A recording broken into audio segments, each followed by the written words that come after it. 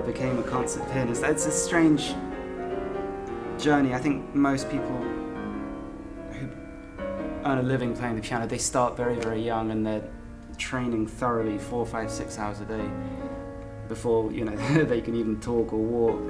I kind of did the opposite. I didn't get my first real teacher until I was 14, so I started very late.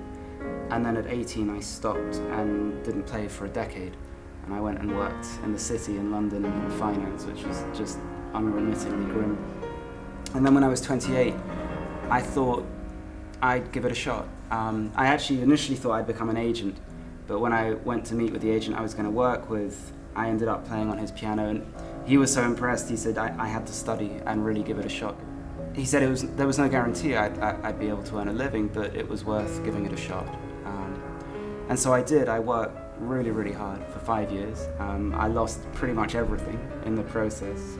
Ended up in various locked wards, lost my marriage, lost about 150 pounds in weight and most of my dignity.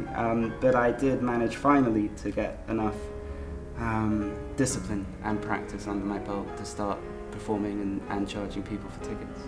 The only advice I would give is do what you love.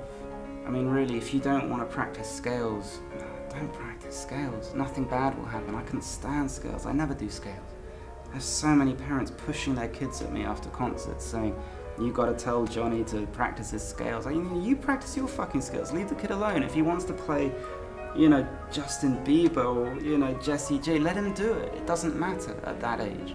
The new album, the mixtape that I've released, the Inside Tracks it's called, the pieces on this album are the ones that I keep coming back to, whether it's listening or running through my head or sitting at the piano with a pair of headphones so as not to make the neighbours want to kill me.